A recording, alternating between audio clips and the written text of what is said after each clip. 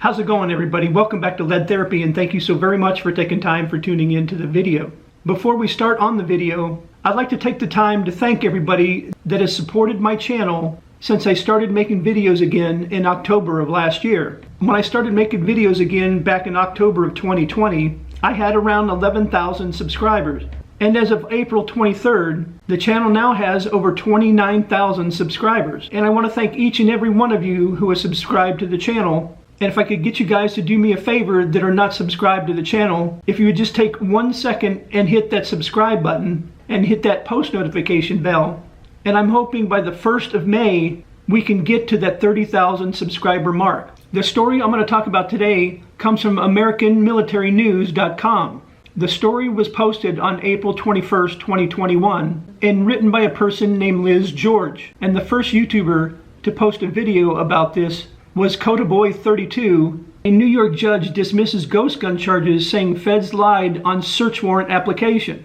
A New York judge has dismissed a case involving a man whose homemade ghost guns were confiscated by law enforcement last year, citing a misleading search warrant application that was submitted by federal authorities with reckless disregard for the truth. In January 2020, police raided the home of John Andrews Jr., alleging the New Yorker had purchased a solvent trap online with the intent of turning the device into an illegal suppressor. The search warrant obtained by federal authorities, however, said that Andrews had illegally purchased a silencer. Solvent traps are gun accessories that have an opening on one end used to collect fluid while cleaning a gun. They are legal to possess. The choice of words used by the police in the application were persuasive and wrong. Justice Christopher J. Burns wrote in his January 14th decision to dismiss the case. As a result, this court must find there was a reckless disregard for the true nature of the item and must suppress any items recovered through the search warrant. On the afternoon of January 7, 2020, West Seneca police, as well as agents from Homeland Security Investigations, ATF, Immigration and Customs Enforcement, and the U.S. Postal Inspector's Office arrived at Andrews' home after his solvent trap purchase was flagged by Customs and Border Protection agents in California. After entering his home, law enforcement located firearms that allowed them to charge Andrews with 8 counts of felony weapons possession. Americans who believe in the Second Amendment right to keep and bear arms should be very concerned about that, said R. Anthony Rupp III, Andrews' civil attorney.